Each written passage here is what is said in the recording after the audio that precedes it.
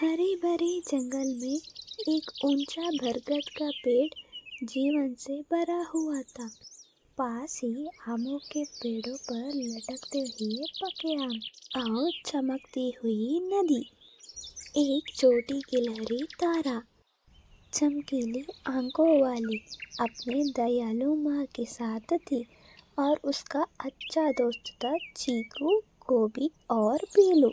सब खुशी खुशी में जी रहे थे। मानसूनी तूफान, हवा में झुकते हुए पेड़, आसमान में चमकती हुई बिजली। तारा घोंसले में अपनी माँ को कसकर पकड़ती है। माँ, ये क्या हो रही है? डरो मत बेटी। आंखों में डरते अचानक एक बिजली की गड़गड़ाहट शक्ल पर गिरती है। उसकी माँ ने तारा को बचाती है और खुद ही मर जाती है। घोंसला हवा में अलग हो जाता है। सुबह तारा बरगद की पेड़ के नीचे बैठी है, आंखों में उदासी। वह ऊपर शकों की औरें देख रही है। माँ, माँ, कहाँ हो माँ? माँ, माँ, माँ, माँ, कहाँ हो माँ? पीलू चिड़िया पास आकर धीरे से उतरती है। तारा, क्या हुआ? क्यों ऐसे बैठ रही हो? वो चली गई, मेरी माँ चली गई। रो मत तारा, हम सब तुम्हारे साथ रहेंगे। हाँ हाँ, हम हैं तुम्हारा मदद करने के लिए। आओ तारा, तुम्हारा घोंसला फिर से बनाते हैं। गोभी अपनी चोंच से बेल को बांध रहा है। नीला और कारी टहनियाँ जोड़ रहे हैं। पीलू चमकीले काकण सजा रहे हैं। तारा अपने छोटे पंजों से मुलायम पत्ते सजा रही है। सबने मिलकर तारा का घर बना दिया। नया घर नीले फूल और बेरी से बनी रंगीन सजावट से सजा है। पक्षी हंस रहे हैं और गा रहे हैं। कारी मजेदार कविता सुना रहा है और तारा खुशी से मुस्कुरा रही है। रात में तारा एक शका पर बैठी है। वहाँ सितारे चमक रहे हैं। देखो, वहाँ देखो, हम अब तुम्हारा परिवार है। अकेलापन तोड़ने के लिए प्यार और मदद का जरूरत होते हैं। दोस्ती साथ होने का ताकत। सब पक्षियाँ अपने अपने घर में गणेश चतुर्थी सेलिब्रेशन कर रहे थे। तारा वो सेलिब्रेशन को दूर से देख रही थी। तारा अकेली बेटी रो रही थी।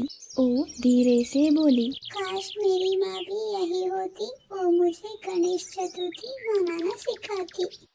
उसकी आंखों में आंसू थे। नीला उसके पास आई। तारा, चिंता मत करो, इस बार हम सब मिलकर उत्सव मनाएंगे। कारी, गोभी और पीलू भी आकर बोले, हम सब तुम्हारा परिवार है। हाँ हाँ, चलो चलो, सब तैयारी करना है। गोभी ने बेल की लताओं से तोरण बनाया।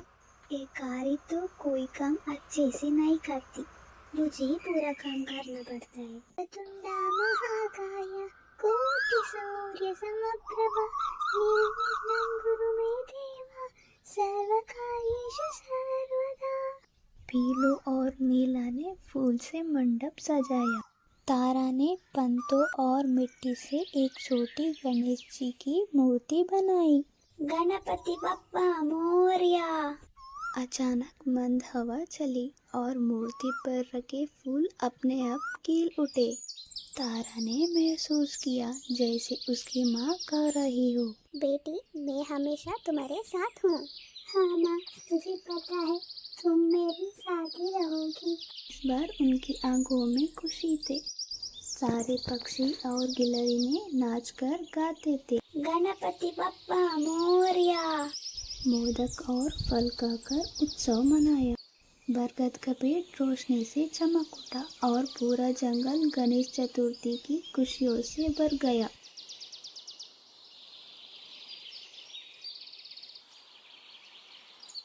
आज बहुत मजा आया। तुम सबने मिलकर मुझे गणेश चतुर्थी मनाना सिखा दी। हाँ, हमें भी बहुत खुश हो गई। ऐसे लगा कि सच में बप्पा हमारे साथ है। तुम सबको भी ऐसी लगी क्या? कोई है, मदद करो। अरे ये आवाज किसकी है? शायद हवा की होगी या कोई छोटा जीव। चलो जाकर देखते हैं। हाँ हाँ चलो चलो जाकर देखते हैं। अरे ये चूचू कहाँ से आ रही है? मुझे तो कोई भी नहीं दिख रही है। कौन है वहाँ? मुझे लग रहा है कि यहाँ कोई ना कोई मेरा मदद करेगा। कौन हो तुम?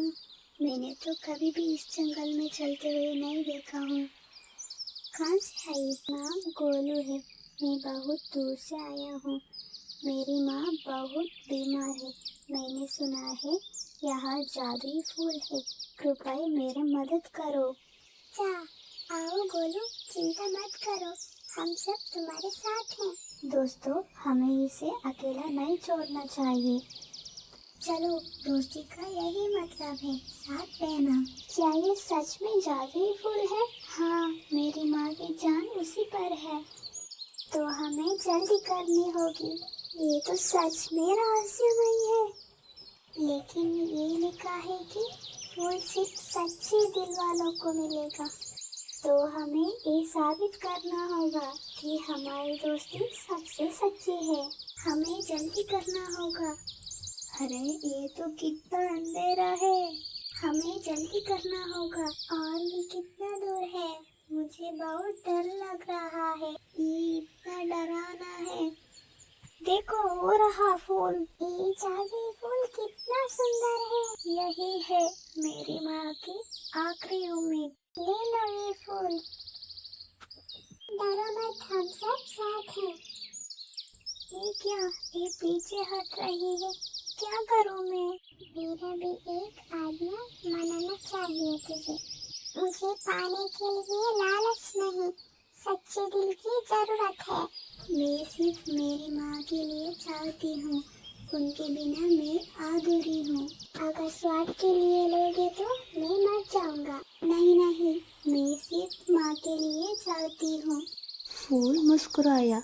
उसकी पंखुड़ियाँ और भी चमक उठी। अब मुझे लेके अपनी माँ के पास चलो। मैं तुम्हारी माँ को ठीक करूँगा। माँ उठो, मैं आ गई हूँ। बेटी तुम आ गई? हाँ माँ, ये लो फूल। अब तुम ठीक हो जाओगी। मेरे बच्चे ने मेरी जान बचाने के लिए इतना बड़ा जोखिम उठाया। नहीं माँ, तुम्हारी जान बचाने का कारण मैं नहीं हूँ। ये लोग असली कारण है। उन्होंने अपनी जान दवा पर लगाकर मेरी मदद की। उनका कितना भी धन्यवाद करे वो कम पड़ता है। मेरी माँ की जान बचाने के लिए आपका बहुत बहुत धन्यवाद।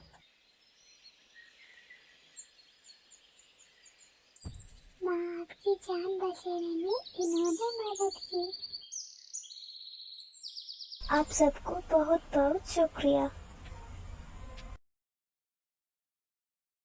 अगर आप ऐसे कहानियाँ और अधिक देखना चाहते हैं तो सब्सक्राइब और लाइक करें। धन्यवाद।